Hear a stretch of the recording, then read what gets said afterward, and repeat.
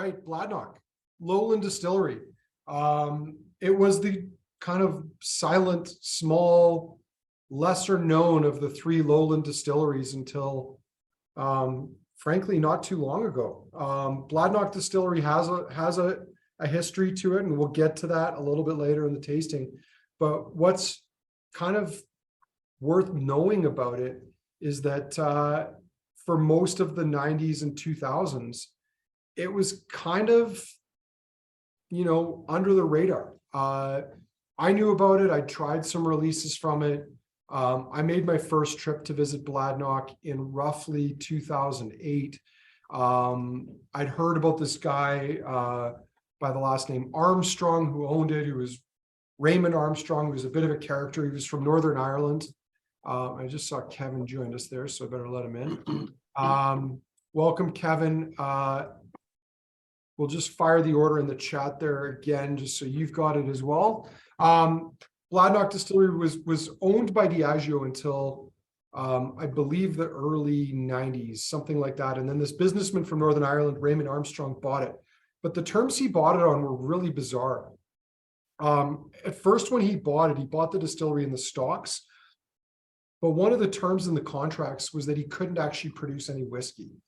And why anyone would buy a distillery that you can't make whiskey at is beyond me. Maybe he had plans to turn it into holiday cottages or something. I don't know. And he didn't tell me when I was there. But eventually he badgered them into letting him turn things around and make whiskey at it.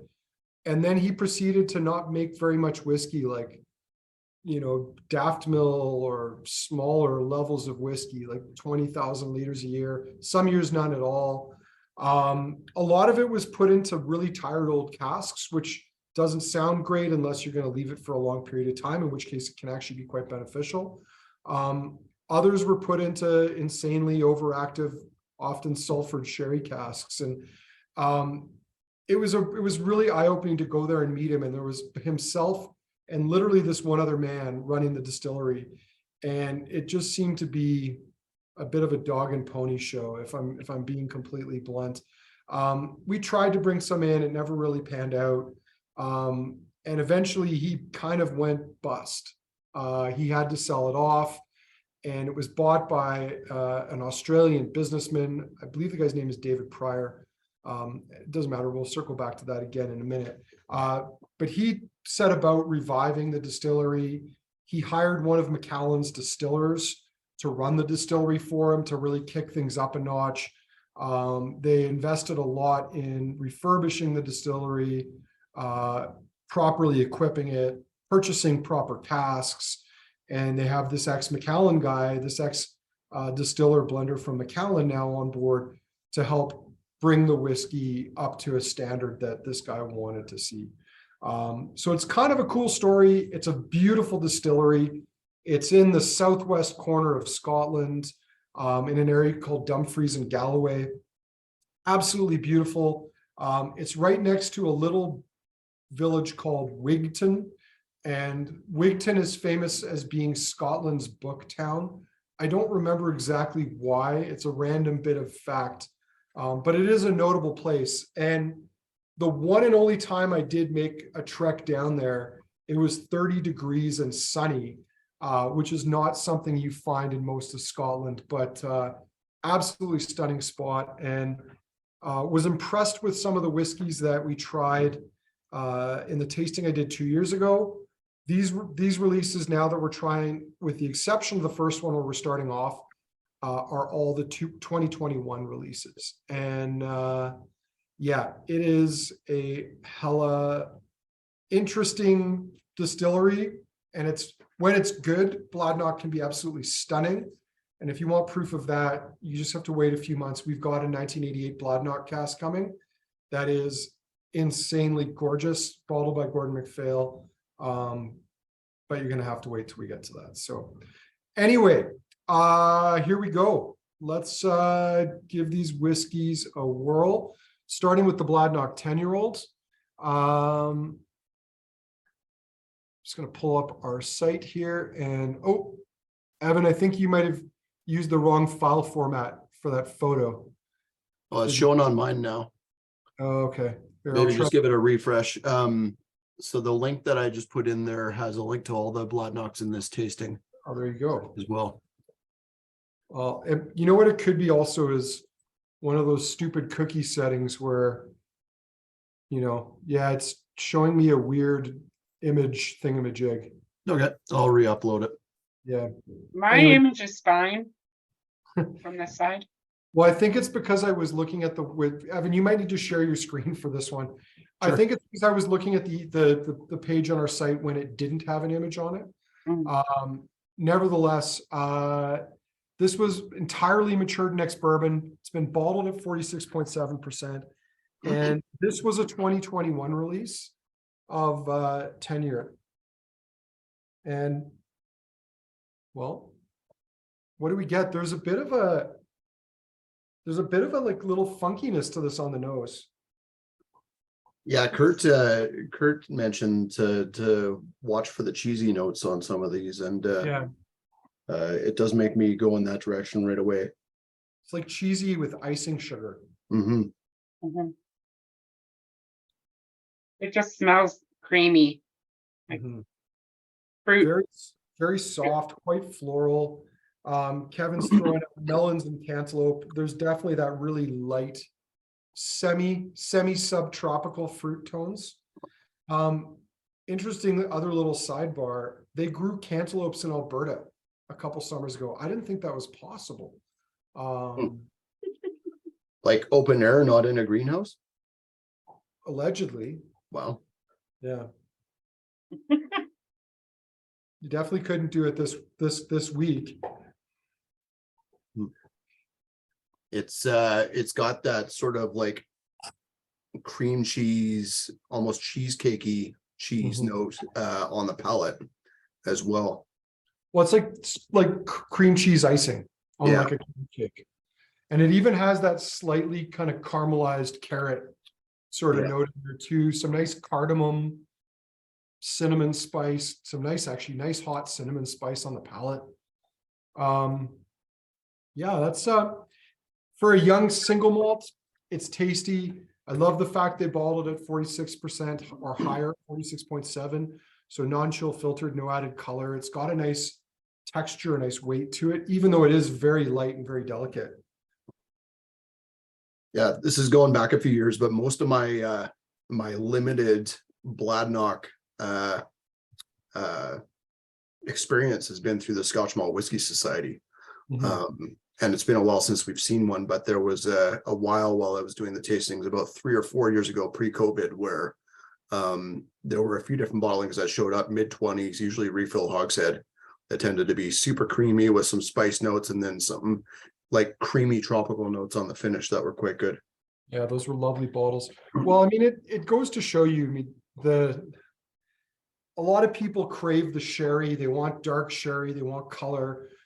But especially with a bit of time, some of those refill cask matured whiskeys can be absolutely gorgeous. And it's certainly my favorite style of whiskey. Harmony, what are your thoughts on this one? I really like it. It's creamy, it's tropical. It showcases that kind of classic lowland grassy note, but without being overly grassy at the same time. It's just there. The spice and the fruit really go well together on the finish. Yeah, I'm really enjoying it.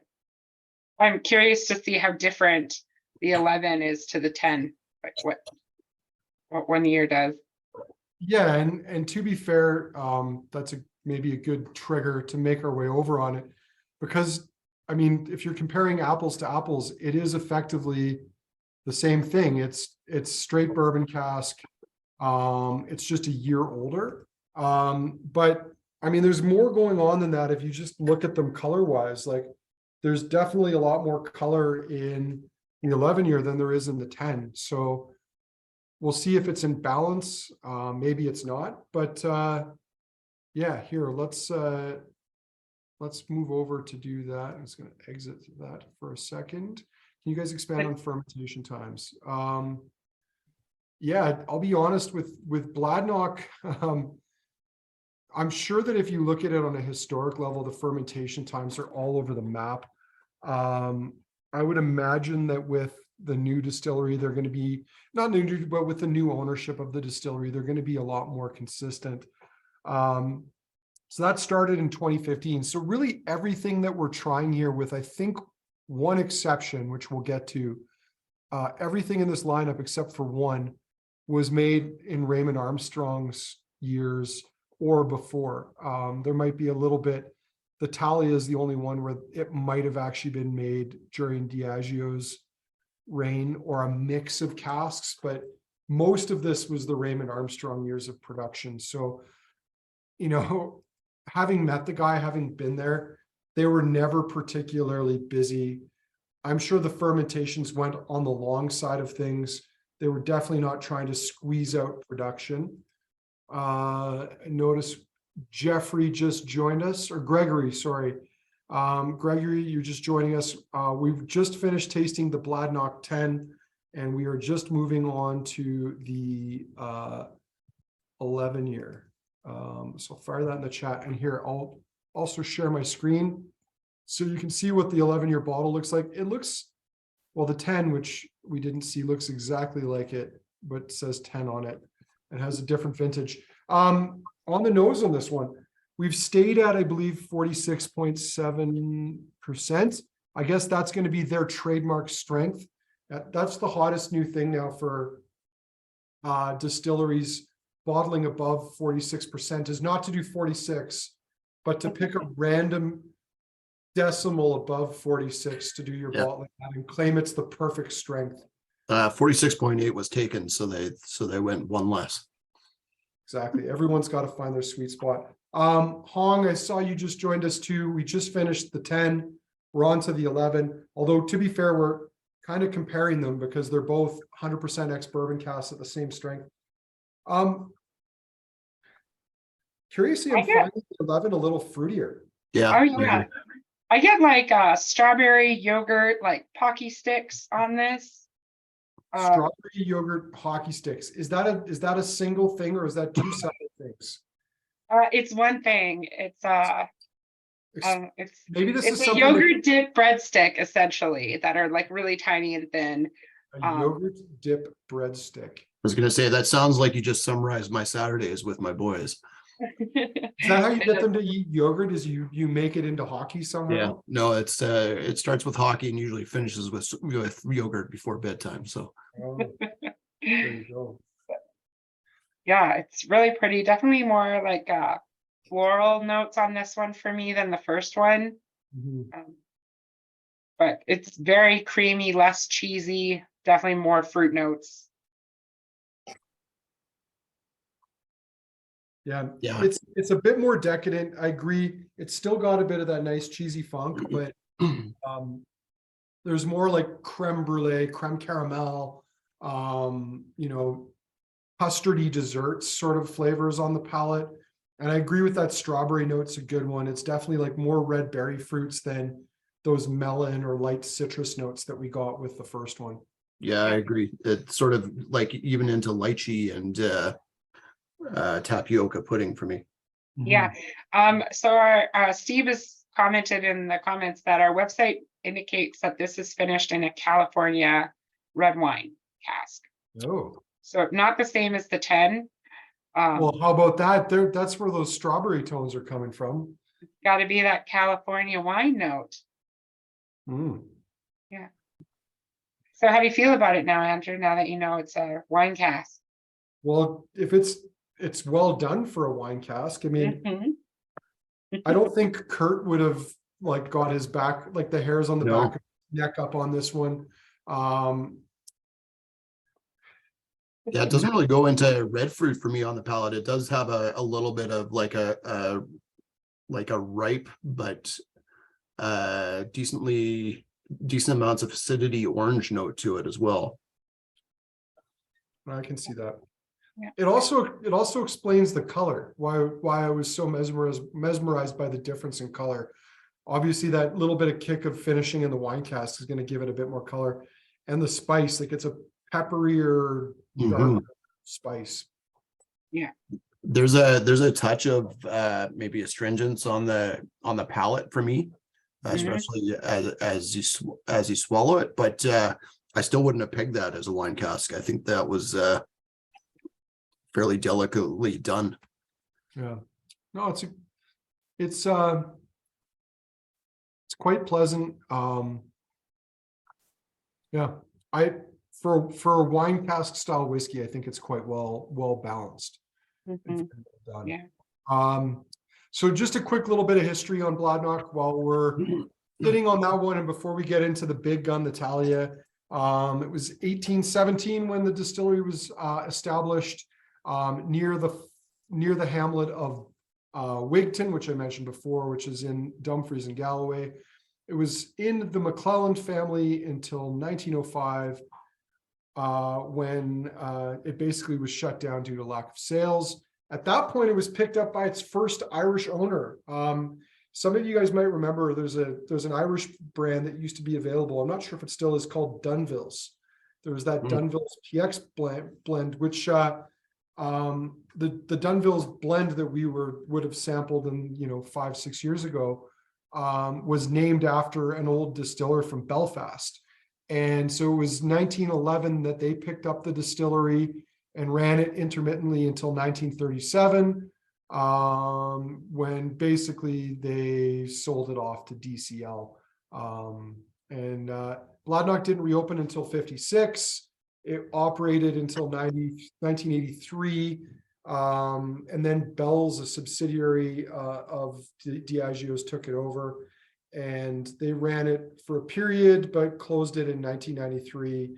And then it was shortly after that an eccentric Irishman named Raymond Armstrong, who seems to be written out of the history, especially if you refer to the distillery's history, at least certainly minimize it, took it over and ran it for a period of time until 2009-10. And so all the stock that really we're trying, or most of what they're bottling, is all the stock that Raymond would have produced between the mid-90s and around roughly 2009, 2010. It's a gorgeous site, as I mentioned, like beautiful stone buildings. It sits right next to a river. It's not far from the ocean, surrounded by farmers' fields. Quite a bucolic site. And yeah, I'm actually excited to go back there at some point, because it's been almost 15 years since I went to go see if there was a potential to get Bladnoch and bring it into Alberta. And after I tried a few of his offerings, I got a little bit spooked, if I'm being honest, because a bunch of them were hella sulfured. Tom in Cornwall, I see you just joined us. I've fired the order into the chat. We just finished sampling the 10 and 11. And we learned that the 10 and 11, though both initially matured exclusively in bourbon, the 11 was finished in California red wine casks, and we didn't hate it. So that says something. Yeah. I would just say the 11 is a combination of ex-bourbon and red wine cask. So it's not necessarily a finish. It's just a marrying. I don't think the original owner of Bladnoch would have put anything into red wine. So yeah, it might be true that maybe then only some of it was finished. But those American red wine casks all would have been re-racked or refilled by the new owners, because Raymond only filled bourbon and sherry, and the sherry was of questionable provenance. So questionable, it might have been California red wine. Yeah, masquerading as sherry. All right, should we go on and try the big gun, the Talia? Yeah. The rare reserve, rare release, which I believe also has some red wine influence in it. Matured in Oloroso sherry and California red wine casks. They say matured, but for those California casks, like, those are definitely things that came in with the new Australian owner. But here, let me share my screen for this one. I love the stopper on this bottle. I know that's the worst possible reason, but I think this is the sexiest whiskey bottle stopper since the Glenmorangie Signet came out with their like hybrid ceramic glass stopper for the Signet. But this is typically, or at least all the prior releases have been 25, 26, 27 years of age. It's believed that it's at least 20 years of age or more, but there is no age statement on it. Yeah, as they say, there's an influence of both California red wine and Oloroso sherry. And they did that with the other, at least one of the other Talias. We had the 25, Evan. Do you remember? Was it the 25 or 26 that we had? I think with, the 25. So I know the 25 also got a bit of a red wine finishing. They say matured, but I mean, even if it was 4 years, like it's still finished. But I like the nose on the 25, and I like the nose on the Talia Rare Reserve too. Yeah, it's kind of like some older wood, a little bit of marmalade going into those orange notes again for me, and a touch of leather as well, like older leather. Mhm. Gregory is saying things get even weirder. The Bladnoch website says the 11 is 100 bourbon. That might be true, Gregory, but there's actually different Bladnoch 11s for different global markets, which is the really confusing part of the whole thing.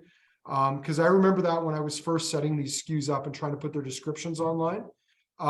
If you changed between US, UK, or even Australia, you would get different offerings of whiskeys, and the apples to oranges thing was not perfectly sideways. So we'll have to look into it. We'll look at the bottle tomorrow when we go to the store to double check. Or who's there right now, Evan? Who can we bother at the store?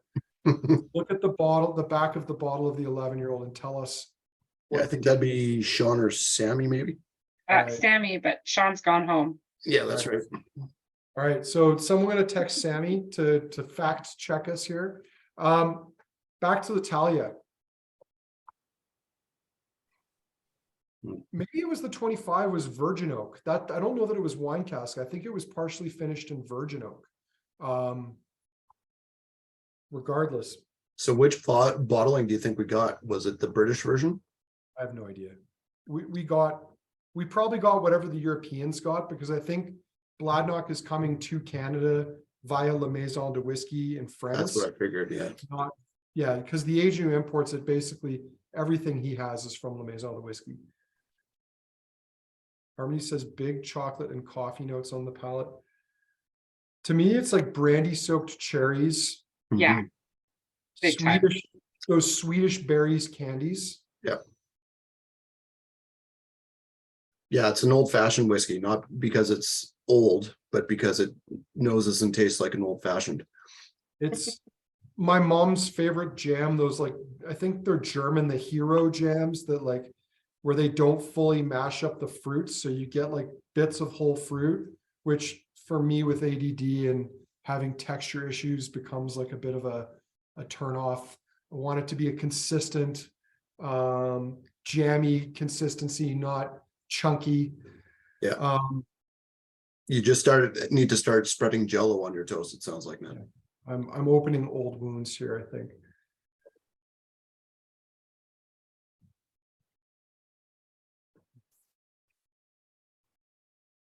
Palate on that, some nice chocolate tones, a little bit of leather, tobacco. The sherry influence to me is more prominent than that wine one. You can see the wine one a bit on the finish.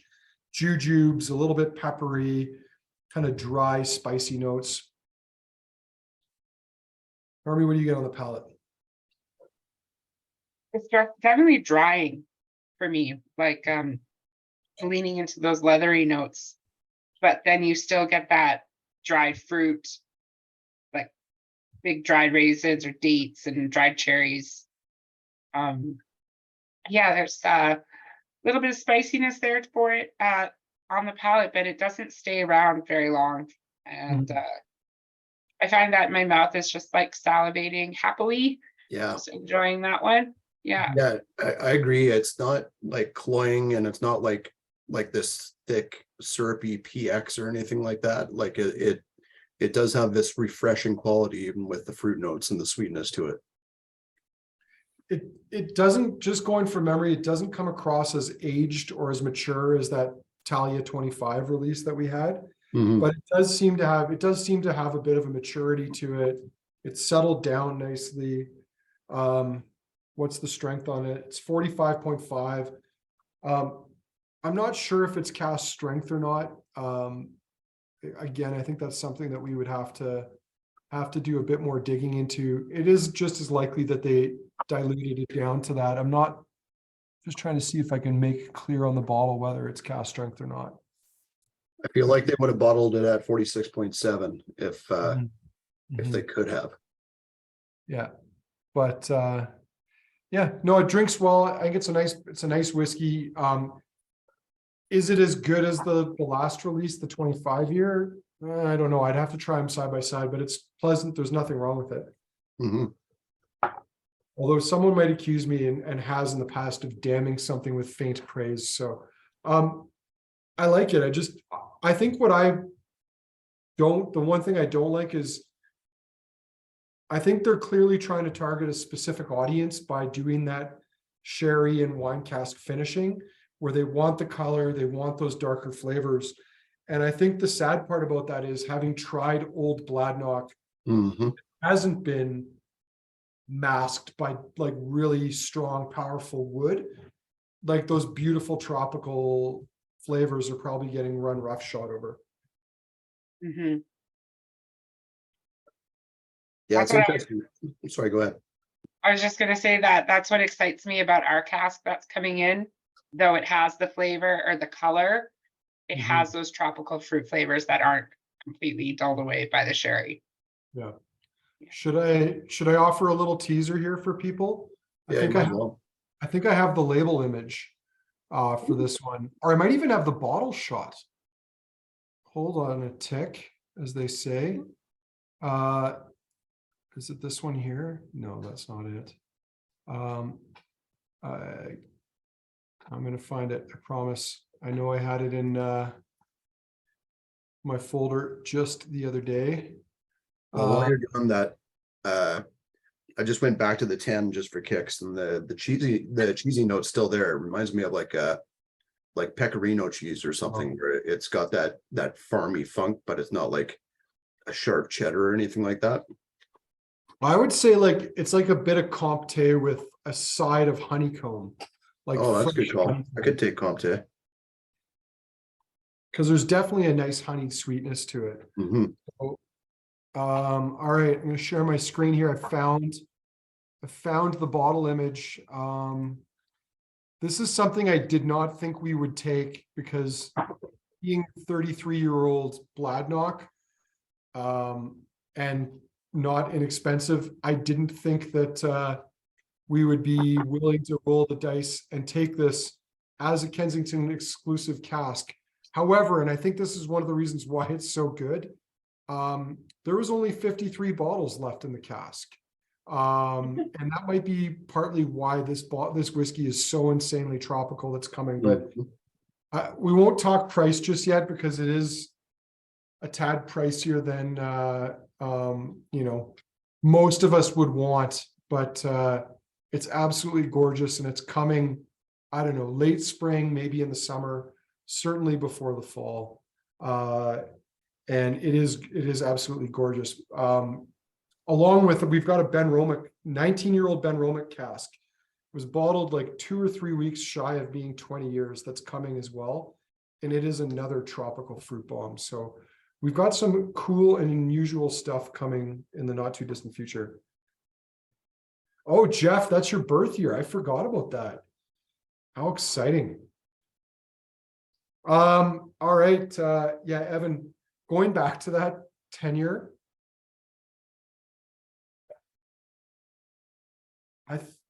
it almost has a better nose than the Talia. I don't mind the nose on the Talia. I think it's quite nice, but I like the ex-bourbon style from what I've tried of Bladnoch so far. Bladnoch does tend to do best in ex-bourbon. I would agree with that. All right. Shall we move on to the Alinta? Sounds good. All right. Let's find my slide here, or my webpage. So the first peated single malt released by Bladnoch, matured in ex-bourbon and PX sherry casks, and bottled at, they're just trying to mess with us here, 47%, not 46.7%. Oh, and this is the peated one? Yeah, and I think this one is one of the first whiskeys they've released that I believe they distilled themselves. So it's not old. It's going to be a rather young whiskey. But that is one of, I don't remember where I read that. It's not on our site. But I believe this is one of the first whiskeys they've actually released themselves. Yeah, I think I did see that on their website. Well, it's like Werther's originals that have been pulled out of a campfire. I'm getting a bit of a banana note too. Yeah, I was gonna say peated cotton candy Heated with a cotton. little bit of cardboard.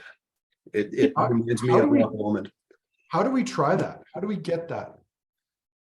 Yeah, there's got to be someone making it, right? There's got to be someone making it.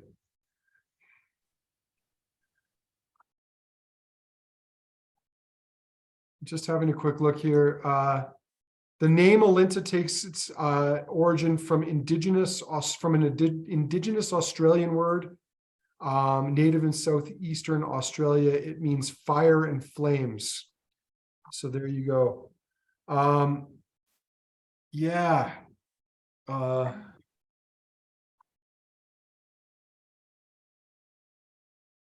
It is kind of one-dimensional on the nose, but I like what's there. It totally reminds me of peated Loch Lomond meets peated Glenturret. Could you infuse salted caramel ice cream with smoke? Oh, I'm sure you could. Yeah. Jeff Christie says hickory. Mm-hmm. It does have like just that like you just opened a pack of beef jerky that you got at the gas station. For me, more of like a teriyaki beef jerky. Mm-hmm. On the palate too, it's got like a nice burnt brisket note. Definitely Very comes off as it definitely comes off as youthful. Yeah. But not necessarily in a bad way for me. It just has that sort of like chemical oiliness with the peat. Yeah, it's funny you say that because it reminds me a little bit of something like the Wee Beastie, which is obviously another very young phenolic peaty whiskey. JC in Quebec saying bacon bites, Bits. bacon bits bites. I clearly need to be wearing glasses when I'm doing this. Yeah. Bacon bites are what you feed your dog. The bacon bits are what you put on your salad. I thought is that what those? I can't believe it's not bacon. Yeah, could be. Yeah, it's bacon. No, bacon strips. I think that's what those are. Yeah. Walter doesn't get bacon. So It's a touch of cinnamon or nutmeg right now on the nose for me, right, as well. man, it's so ashy. It's like Mm-hmm. it's like a condominium burned down in my mouth overnight. And this is, tell it smells and tastes like. Is that too long for a society bottle name? Because that's pretty good. Also, probably a little insensitive to people whose condos have burned down. But oh man. We had some good ones the other day in the rum tasting. I don't think you guys were in on that one, were you? No, I missed that one. Yeah. Some of them may have been borderline offside, but still quite descriptive. Harmony, do you have any other thoughts on this one before we move on? Has anyone added water to any of these? I have not added water. Do you know when you taste a whiskey and it invokes a memory, but you can't put it into words? And Like and the that's memory what, of your condo burning down, like that kind of memory? yeah. It has that for me, and I don't know where in my history this whiskey is taking me, but there's something about it that's very familiar. Have you been to a branding? I have not. Well, no, not a branding, but I did watch my dad and uncle cut the horns off a bull, and that stunk. Mm. But not like this. But no, I really like it. It's a lot of ash and peat, but I still find the nose is quite pleasant. Yeah, it's nice. It's fine. Yeah, I like it. I'm not sure I love it. I definitely don't love it with water. Mm. I like the oiliness that it has. Yeah. I wasn't expecting it off the last one, at least. I don't think water's its friend, at least not with the peated one here. It's more like the night that they put the fire out in the condominium and it's still kind of damp. Yeah, this is the forensics are digging through everything now to try and figure out what started it. Where did this fire begin? Well, they were trying to toast cotton candy, and it got out of hand. Clearly. Smoking cotton candy is so risky, so Yeah, risky. yeah. Well, interesting, but we've got a few others to go here. Let's move on, and we always forget to say this, but yet I think most people who do these tastings on a regular basis know we like to go back through and do a speed round. So we will come back and go through them one more time in a little bit here, but if you can, try and leave yourself a final taste of each of the whiskeys. Yeah, let's move on to the Samsara, which I believe is a Sanskrit word. I just need to find the page here. That's the Alinta. Samsara means rebirth. It's a reference to the distillery's reopening. And this is a no age statement single malt that's been matured in ex-bourbon and ex-wine casks for between 10 and 14 years of age, 46.7%. And yeah, it doesn't say here, but I believe Samsara is a Sanskrit word. Anyway, I'll share my screen here for you. I already saw someone saying we're back to the cheese.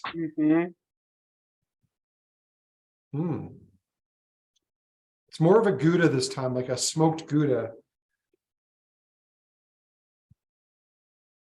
Maybe with a bit of like apricot preserves on the side.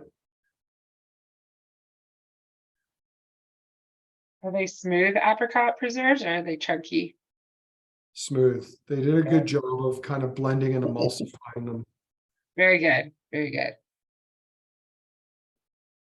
There's a touch of cranberry cocktail on there for me too.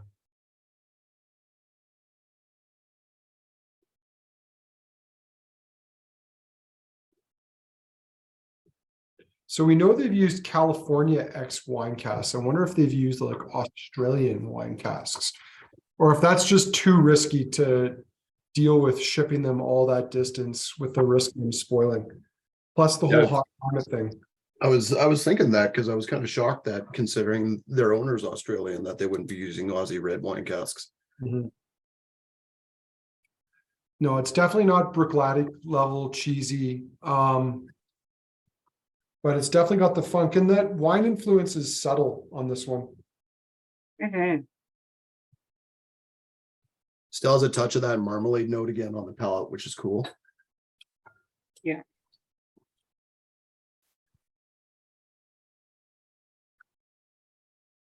Is it just me, or is there like a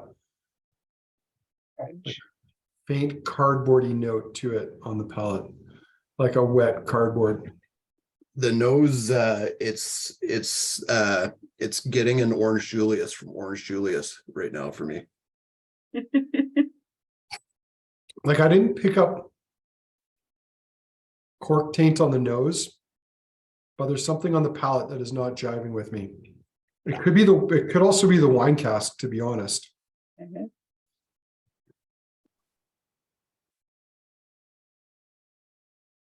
I kind of think I see where you're going on that, where there's a little bit of fuzziness on the palate, like texture wise for me. It doesn't come off as tainted to me. I think that is more wine cask, where it's got this char note to it as well, but I could be wrong. Yeah, it's very tannic. Yeah, Steve says he gets an artificial note on the palate. Yeah, and I can see that Orange Julius thing coming in. Oh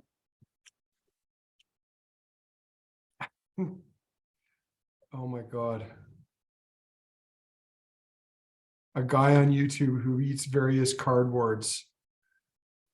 Holy crap, that's crazy. Anyway, That's quite the rabbit hole that you dove down there, Jeff. Yeah. We can see Respect. how my night's going to be spent. Yeah. Evan's gonna fall asleep to watching this guy eat cardboard. Yeah. I don't know what it is, but there's something on the palate on this that is just not agreeing with me at all. And like, there's not been a single whiskey up until this point where I was just like, no. Even the nose to me is a little blasé. Yeah. Well, given it's red wine cask, we should use Kurt as a test subject and see if he has a full-blown seizure because of it or something. I'll have to give him a trigger warning first. That's right. All right. Did either of you try dabbling with chemistry with this one? I'm gonna put a drop. No, they've been so deliberate on their 0.7, 0.6 Yeah. system. I didn't want to mess with it. Yeah. I've Well, been drinking maybe- them fast just so it doesn't go lower. Maybe that's what's wrong. Maybe they didn't water it down just quite enough. You definitely get more citrus on the nose for me by adding some water.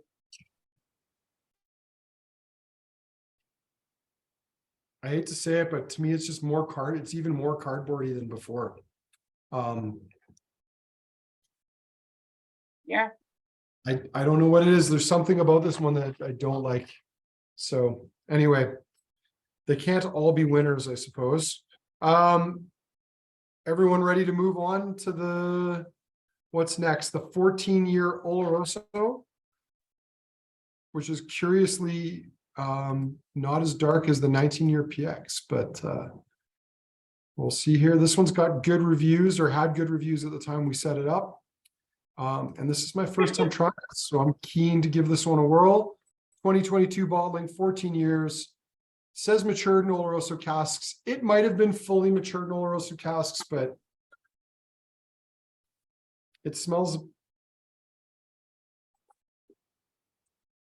Am I being too cynical to say it smells like it's a finish?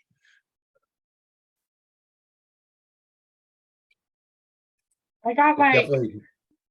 Werther's original and like dirty socks or like old shoes on the nose. I was gonna say like vanilla and chai, where it seems like it's going more into American oak for me, but Oh, that chai note's a really good one. I get like a hint of like wet hamster shavings. Oh yeah, that's a good one. It does have that woodiness, like the wood shavings that are potentially damp for some reason. Yeah. Just the leaky water bottle in the hamster cage, nothing more. Sure.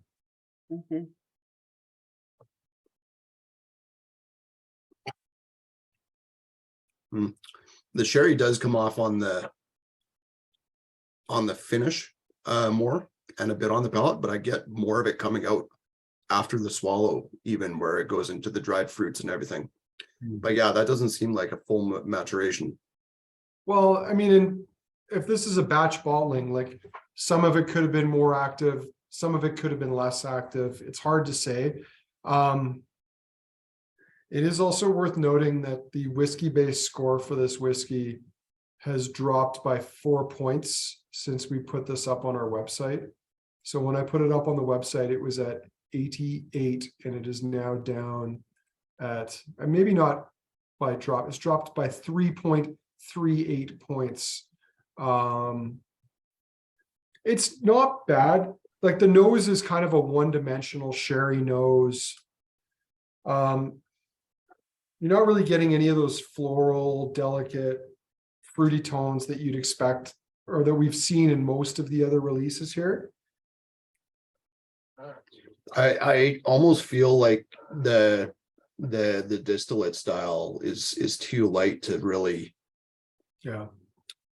integrate with sherry nicely. Like it needs to be weightier, like a Glendronach or something like that to really do so. I am. Oh, that the website says it came from Whiskey Notes. Thanks, Jeff. So that's Ruben's note. That must have been a Kurt post. I'm actually getting a bit of a cardboardy wet dog from this one on the palate now too. And I don't know if it's just I'm now hunting for flaws because I got a little taste for blood on the last one, but um, Funny enough, blood is not a note I get in here. Yeah, There's no iron on this. I might get a bit of it on the nose. I was gonna say palate. There are certain distilleries where that cardboardy note and sherry tend to go hand in hand. Like I can think of some errands that we've had over the years that seem to get a bit of that, where it kind of comes off like it might be a flaw, but it also could just be the sherry itself. Yeah. So a bit polarizing on this one here. Yeah, I kind of agree with Jeff on this. Like I had high hopes for it, but they've kind of been dashed. And Evan, back to your point earlier about some distillates doing better in sherry than others. Like you really need to have a big muscular spirit to hold up to sherry cask maturation. It needs to be big, it needs to be thick and oily. So distillates like Macallan, like Glenfarclas, like Aberlour, Mortlach, Glendronach, they lend themselves to that type of cask.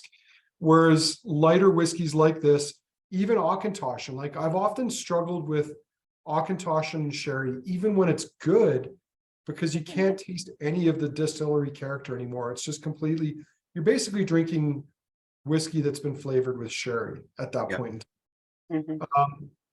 But anyway, it's not dreadful. It's just not great. Although I think Harmony strongly dislikes this one, so she's nodding.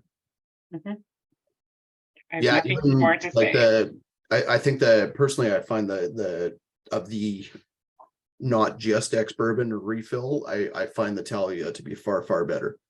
Yeah, it's got a really nice balance to it. All right, last whiskey in the first round, and then we'll go back and do the speed round. Evan, by the way, if you haven't already, any chance you can pull together a poll for us here? Yeah, as sure. we're running. This one is still the score that I referenced when I set these up. This is the Bladnoch 19-year 2022 release. It is still getting 88 points on Whiskey Base. It is the darkest whiskey in the lineup. It says matured in PX casks. I think what they mean to say is matured and then finished in PX casks for a period, whether it was 4 or 5 years, 7 years. They've owned the distillery since 2015. I highly doubt Raymond was filling pristine PX casks back in the day, though happy to be proven wrong here. Once again, it's kind of one-dimensional. Anyone begging to disagree? I think the nose is better on this one than the last one. There's not a lot going on, mind you, but it's pretty dumpy. Yeah, Lots of dark chocolate. Bristol's cream casks, yeah. I remember when people still bought Harvey's Bristol cream. I don't even know if you can get it anymore. At least not in you can. Can you? I think you can. Oh, yeah, there's no way a brand like that is tanked in the last 20 years. Yeah, lots of chocolate tones. I see several of you have thrown that into the nose there.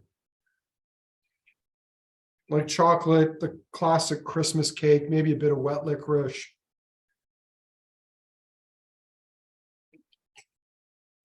So Andrew, unfortunately, it doesn't look like I can set up a vote. Oh, I got to do it. Well, you guys are going to have to fill the void while I go ahead and do it. Oh, Evan, I know how we can do this. You gonna make me host? I'm going to make you host. You're less likely to get irritated by and frustrated by the whole thing, but I think you have to go back to making me co-host. Okay. Yeah, because unfortunately, as of right now, it's not showing up on my screen that I'm able to do it. Oh, that's I can't do it either. Oh, damn, it's still letting me create a poll. I don't want to create the poll. All right, I'll create the poll. You guys can finish talking about the 19PX and. I don't mind the PX, but it's weird. Like I think it works better than the Oloroso. It's a little bit richer in style, but it's still so light, like distillate wise, where the whiskey itself doesn't seem to have the weight to carry the sherry. It's got the nuttiness that comes through. I'm not saying I want it to be this full blown like drinking maple syrup type whiskey, but it just feels like, instead of like a marriage of Scotch and sherry whiskey, it's like the Scotch is a tea bag that you dipped into a glass of sherry, but then pulled it out really fast. Yeah, I would agree. I just, having done a sherry tasting last week, trying 8 different sherries, this tastes like a sherry at a higher ABV. Yeah. Which I don't mind. Mm-hmm. But if I'm picking up a bottle with a 19-year age statement that says Scotch, I want to taste Scotch. I'm just going, let's go back through the lineup while Andrew's working on the poll there. But going back to the 10 after the PX is really cool because it's really full of milk chocolate notes for me right now. I love the Bladnoch in the ex-bourbons. Yeah. I did get word back from Sammy at the shop. He sent me a photo of the 11. It states 100% ex-bourbon. Mm-hmm. So our website is a little out of date on these bottles, but so now having the 10 and 11, both ex-bourbon, slightly darker in color, like it just seems to work better. Yeah. It's almost into hot chocolate mix on the 11 on the nose right now versus the milk chocolate of the 10. Interesting.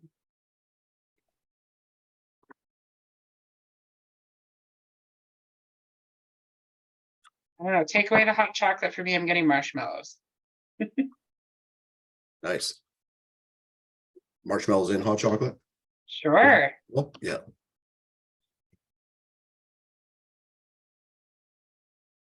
Sweet tarts is a good tasting note. Yeah. Those kind of like those burnt sugars and kind of like doughy crust. Jeff, I'm gonna have to boot you for the fireball comment. I'm sorry. And ex-nay him on the birthday bottle. We just cannot allow it. Yeah. Mm-hmm. Water does not go well with the Bladnochs, it seems.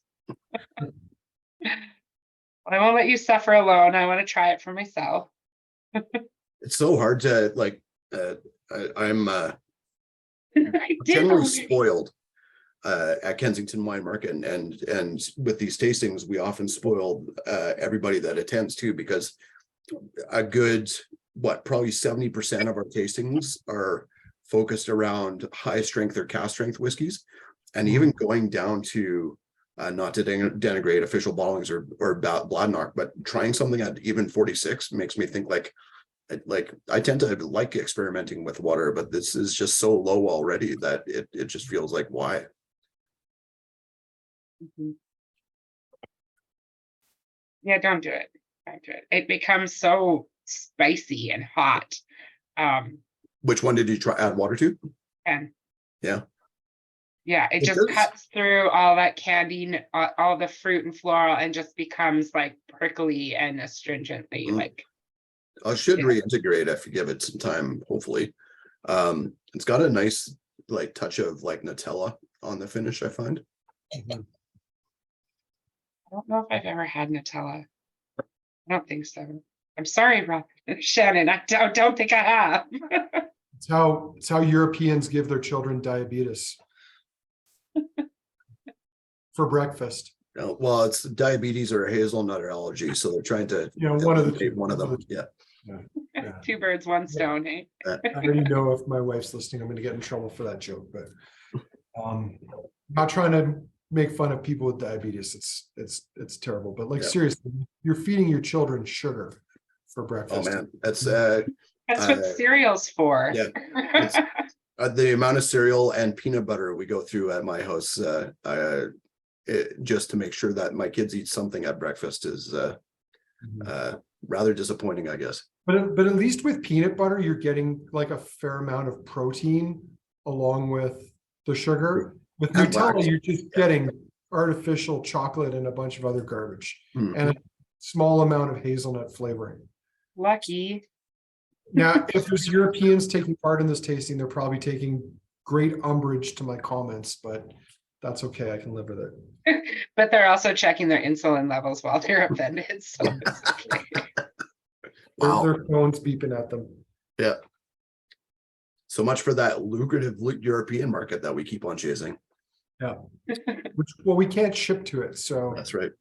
it's okay. All right. The speed round seems to have stalled out. Yeah. I'm on the Talia now, and it's actually reminds me a bit of some single cask Auchentoshans that we've had from the society, where it's leaning into licorice and Twizzlers on the nose right now. Mhm. I got more of a meaty note. I don't know.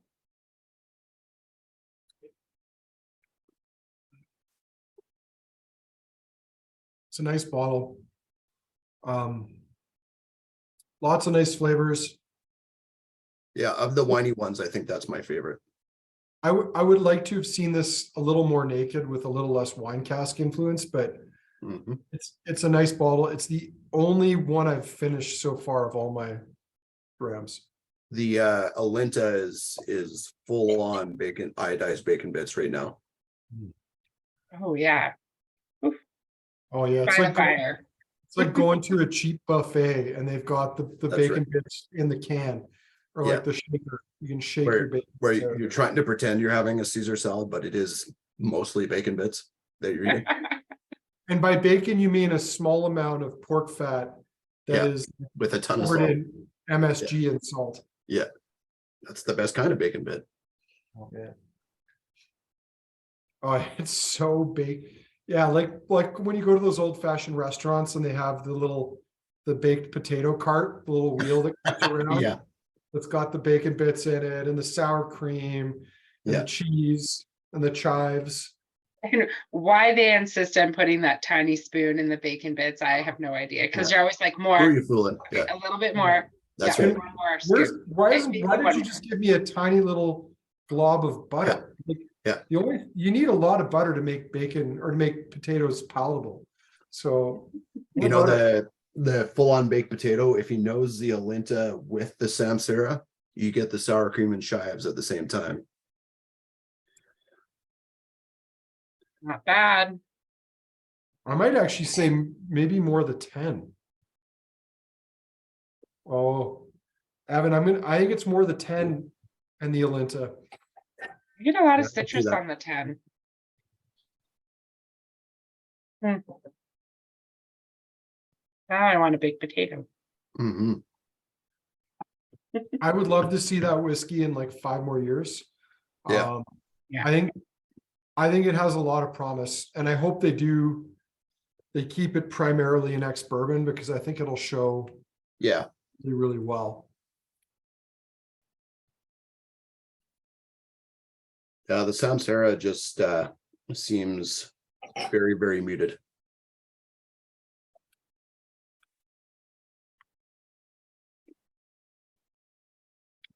And more cardboardy now.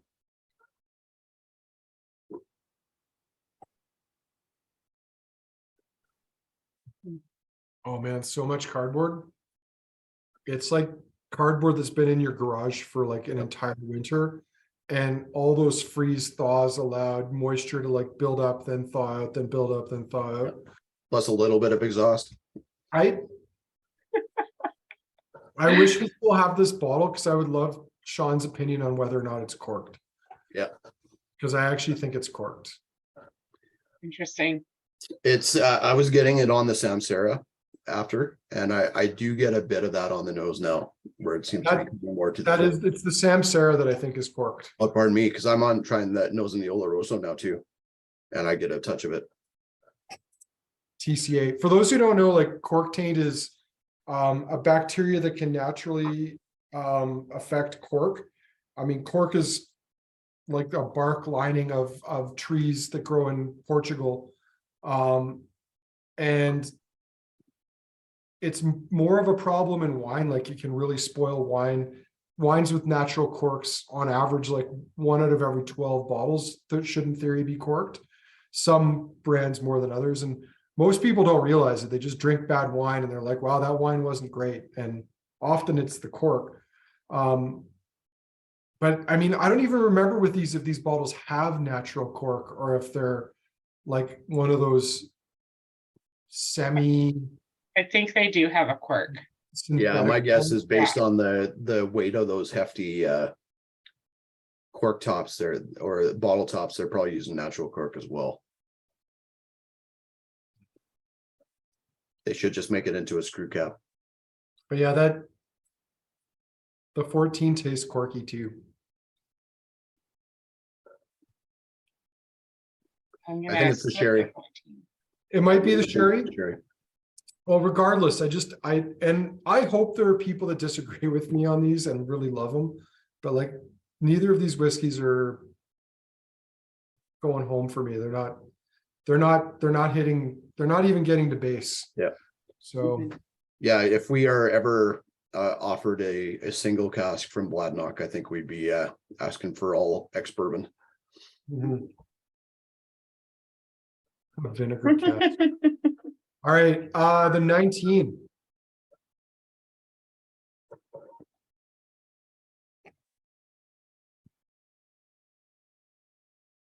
The nose is actually quite nice now. Like it smells like you're in a warehouse where it's got the like that cedar and dill and boozy note at the same time. Yeah. There is definitely that dill note in here. That's really surprising. Yeah, who knew Bladnoch made great rye? Takes 19 years, but it's good. I don't mind the 19. I think it's not a bad whiskey. It's just not, I think as we were discussing before, I think this is a distillery that's going to have a hard time using like first fill sherry casks for maturation because the spirit just can't hold up to it. But is it good? Does it taste good? Yeah, I think the 19 is probably one of the better bottles in the range. It's just lacking a bit in complexity for me. Yeah. It's lacking a bit in layers. Who knows? Like, given how wishy-washy and sporadic the last like 15 years of Bladnoch whiskey that we're seeing right now has been, like, and the fact that they have an ex-Macallan master distiller on board now too. Like, they talk a lot on their website about being very traditional and not having changed things for 200 years, but that's marketing, in my opinion.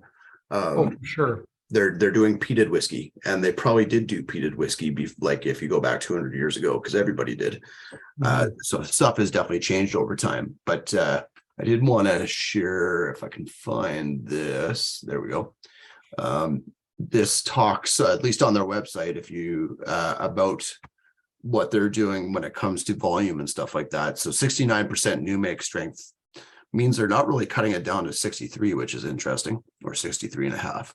80 Evan, I think that's different. I think that's just where they're cutting. That's not the fill strength. You're right. Apologies for that. And then 1.5 million annual distilling capacity in liters, and there's no way they even touched that, even like partially because the agreement the previous guy had wouldn't let him touch that for the amount of volume that he could produce each year, but he was probably doing in the tens of thousands, if anything. Yeah, I think he was, when he finally got permission to distill, it was about 100,000 liters a year. I would imagine though that these guys negotiated, and maybe they told Diageo, yeah, we can do business, we can trade casks at some point, and that got lifted. I wouldn't be surprised if that happened, but I think I'd have to take a look through the malt whiskey yearbook, but I think they did mention at one point that it was like entirely lifted before the purchase. Yeah. Well, I mean, what's so bizarre about that whole agreement in the first place is, and granted, I'm not a lawyer, but my wife, my father are both lawyers, and I've run into situations in my past. And there is an interesting provision in a lot of laws where you cannot put unreasonable barriers in front of people Mhm. to make a livelihood or a living. So putting an artificial restraint on the capacity of a distillery, like that seems like a maybe a sales term that if you were ever to take it back to court would be hard to enforce. Yeah.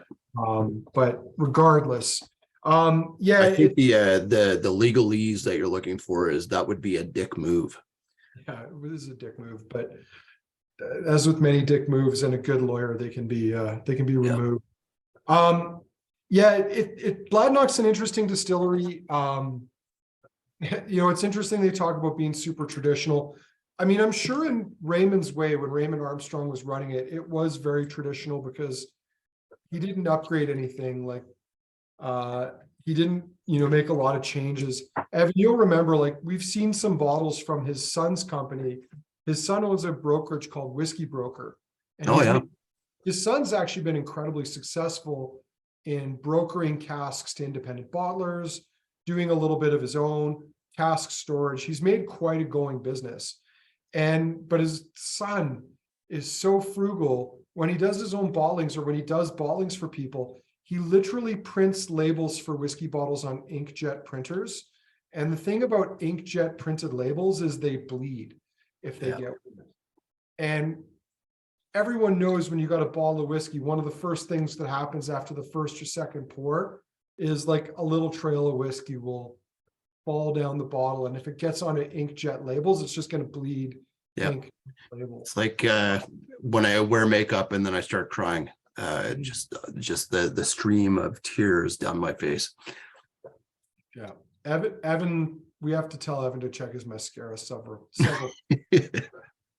But yeah, it's interesting the comment that they're a very traditional distillery. I think Raymond was very traditional in how he ran things, but certainly using California red wine casks to mature your whiskey is not very traditional. I think the fermentation is an interesting one because 80 hours is relatively long. Like, it's not long, but it's not short either. Short would be 48, 60 hours. Like, guys who are doing those kind of fermentations and interestingly, we were talking about this. Kurt brought this up in a tasting recently where both Bowmore and Lefroy have both lengthened their fermentations in the recent past. So 80 hours is not a bad length. Like 96 plus, I think for me would be a sweet spot, but they're doing some things right. But yeah, maturing your whiskey in California red wine casks doesn't sound super traditional to me. Yeah, it's this weird, especially like fermentation time and volume, and then beyond that, the length of time you mature your whiskey. Like, it's got to be such a hard thing to decide on company wide, just because we're talking about a love for a product, they're talking about money and investment, and when you're lengthening the fermentation time, which is really changes the outlook for them versus a whiskey geeks, that's for sure. David's got an interesting comment there, which is that apparently their fermentation time, according to Malt Whiskey Yearbook, is 60 hours.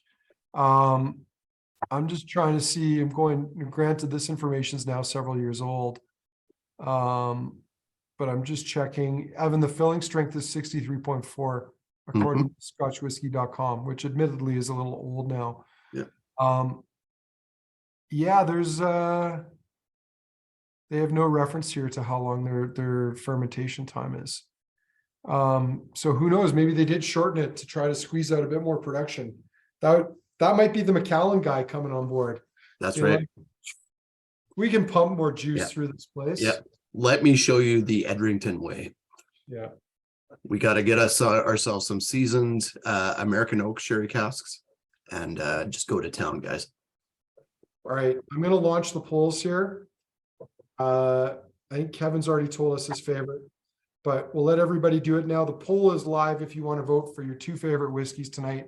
We'll let that go for a minute before I start asking Kurt and Harmony what their favorites are, but maybe starting with you, Harmony, what are you excited about at the shop right now while we're waiting for the poll to complete and before we taint the poll by putting in our own favorites and such? Well, you got in a shipment of new Ben Romax that I was really excited about, but one is like sold out already, and that bummed me out. Oh, which one? Oh, the cast strength one. I think we've got another case coming next week. So Oh, that'd be great. And I'm surprised, but not surprised that the triple distilled Ben Romac hasn't been selling as quickly, but I remember the first time trying it when it first came to Canada, and that was a killer bottle. I think we bought it out because Yeah. we sampled it and it was like this tropical fruit bomb. And creamy. Yeah. So creamy. Yeah. Just beautiful. So yeah, I was excited to see those come in. I look forward to our new casks because we've sold out of quite a few, which is exciting because it just means more are coming. I don't know. I've been really enjoying what's coming out of Ardnamurchan lately. The new bottling was really fantastic, and we poured it in the whiskey and chocolate tasting, and it was awesome. And I haven't tried the new one, but like speaking of distilleries with a cheesy character sometimes, that is the Campbelltown distillery that's not in Campbelltown right now, in my opinion. Totally. Just trying to explore, for me, trying to explore more of the classic bourbon range. So bottle whiskey aged in ex-bourbon. It's something I've always enjoyed, and everybody now is on this like color train of sherries, and even the latest release of the signatory vintage have been like dark and completely, to me, overdone and acidic, and I'm not enjoying them. So I'm going to focus my 2023 on trying more classic styles, but also trying to find sherry whiskeys that I appreciate, that I find balance in. This 14 is not a good example of that. I also, my favorite in the lineup was probably the Alinta and the 11. I enjoyed both of those a lot. And the Alinta, I just put in the comments that to me it smells like a smoked hot chocolate. So you put a hot chocolate under one of those smoke domes, that would be this. All right, Evan. I would say 11-year-old, and then Talia, and then Alinta for me. Cool. I'm going to split the difference there. The Talia was my number one, and I think the Alinta was my number two. So oldest and youngest were my two favorites in the lineup. And I mean, I could have gone either way with the 10 or the 11. I like them both for different reasons. I like the 10 because it's a bit more naked, a bit more nuanced. The 11 was a bit more decadent. I could do without everything at the back end of the range tonight because I just don't think they showed all that well. Now the results I'm going to share here. Talia, not too surprising to me, you ran away with that.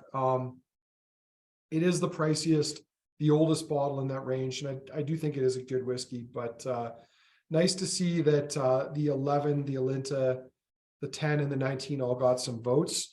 No one's stumping for the 14 or the Samsara. And on the other end, look at that, the Alinta coming through as the second favorite, followed by the 10. So yeah, those first four whiskeys seem to be the most enjoyed by everyone on the tasting tonight. So kind of cool to see those results. And there were still people who liked the Samsara and the 14, which is great. It's nice to see that there's a lot of room out there to disagree and have your own opinions. It's nice to see that people aren't just taking what Evan, Harmony, or I say and running with it, but they have their own opinions, because otherwise that wouldn't be great. Someone's asking about a signatory Macallan. No, Sean, it's a Scotch Malt Whiskey Society Macallan, 24.163. There's only a couple left. It's not cheap, but it's also a bargain.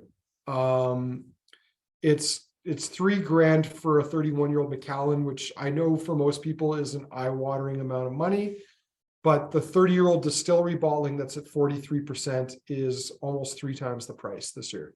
So comparatively, it's a pretty good deal. And there's only 1 or 2 bottles left at the time of speaking. I know that the handful of bottles that made their way to Vancouver, Victoria, and Edmonton are gone.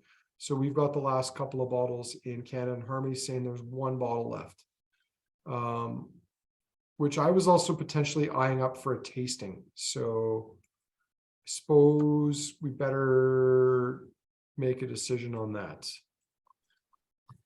Is that the one that's sitting in the case? No, actually, Harmony, there might still be 2.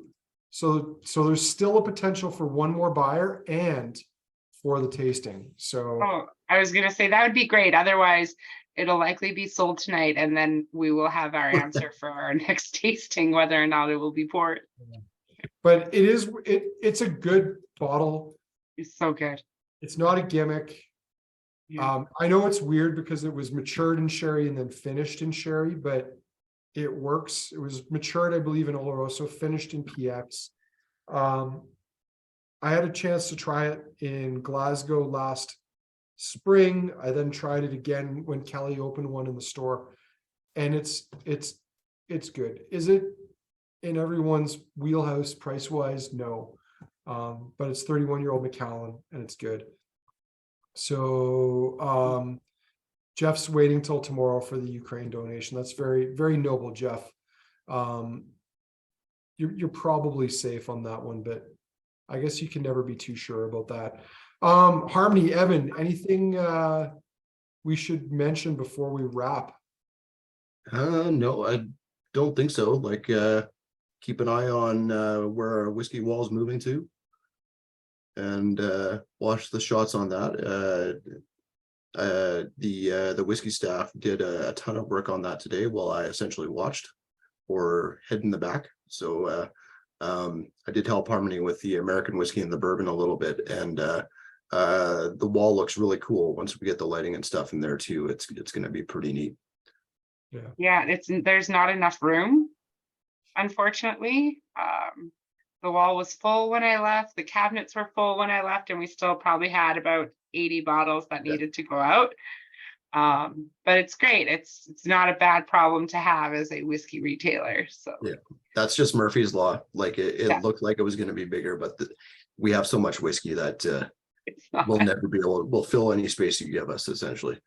No, but there is a lot of brainstorming on like, what can we do and how can we make it work? And I think we have some solutions to make it work. So yeah, I think I heard that we're dropping Glenfiddich and Highland Park entirely. Yeah. Look at Andrew. He just almost fell out of his chair. We can't. We're not just Diageo. We're just going to cut out everything from Diageo. Yeah. Everything. Yeah. Remember we did that Independence Day bottling, and 5 out of 7 were shocker Diageo. It's but they're so sneaky. No, not independent bottlings of Diageo, just Diageo. No, we're just going to get rid of the Crown Royals and the Johnny Walkers and stuff like that. Yeah. We don't even have those on our shelf anyway. Well, we can drop Bullet from the bourbon then, I guess. Thank God. Yeah. I hate that. Oh, for sure. Like Bullet can go. Bullet's gone. Consider it gone. Yeah, no, the Canadian casts aren't going anywhere. No, it all relates back to, and we've complained about this online once before, so it's not new news, but like 10 years ago, we were one of 3 shops in the country that could sell Brora, Portela, and the rare stuff. And now we have to like be grateful when we get 2 6-bottle cases of Lagavulin and Nick Offerman when there's pallets of it at Costco. So that's why we say fuck you, Diageo. We told them they could take their 2 cases and shove it. So we got lots of other stuff to sell. We're going to work with the people that want to work with us. So Incidentally, Jeff, if you haven't seen the chat, look at the chat. There's an important message in there for you. And just saying, if that bottle doesn't make it into our tasting, we have other bottles to slot in there. If you have your heart on it, you go for it. But if you don't. We'll put it in the tasting. You'll regret it forever. And ever and ever and ever. Things don't work that way unless we hide them. Well, Harmony, Evan, thanks for joining me tonight. Thank you to everybody who took part in our tasting. I hope you're doing well. Jeff did make a comment that maybe is worth just reiterating one more time. I personally have been, really disgusted by what's happened in Russia over the last year. When they invaded, we had a day in last spring where we donated 10% of our sales to charities supporting Ukrainian refugees. We're going to do the same tomorrow on the 1-year anniversary of the war. My daughter has part Ukrainian heritage, which is part of it, but I'm also a human being, and needless suffering in war is not something that sits well with me. So we're going to do that tomorrow. So if you had an eye on something in the shop, maybe buy it tomorrow. 10% of that is going to go to some sort of Ukrainian charity supporting refugees. So don't want to end on the side. We should put the Ukrainian flag up again. Maybe inside though. Where is it? Does anyone know where it is? I do. All right. Yeah. Let's toss it up inside against the window. Just, we've shared this story once before, but maybe this is what we'll end on. Because again, although it has a rough middle, the end part is always good. When we did this last year, we actually did it. I don't know if it was just a Saturday or for a weekend. Rachel, who's just gone on mat leave, I think it was literally her first day at work. And we were telling the staff to let customers know that we were going to donate 10% of everything we sold to the UNHCR in support of Ukrainian refugees. And I thought that after COVID and divisions and disagreements, that we had one thing that we could all agree on, that Russia invading another country was not good. And literally the first customer that Rachel told this to on her first day of work at the store looked at her kind of disgusted and said, well, I don't know where this is coming from, but I don't think war is good, but I support Russia and what they're doing in Ukraine. Literally the first person she said that to. Everybody else after that was incredibly touched, including my daughter told me that later that night, an older man in his 60s or 70s came into the store with tears in his eyes and gave us $100 and asked us to put it towards the same thing. So that's why we're doing it, because there is still good in the world, and yeah, it's important. So on that note, everybody, thank you for taking part in the tasting tonight, and we'll talk to you all soon. Evan, Harmony, thanks. All the regulars, the new people, thanks for taking part. Hope to see you again soon.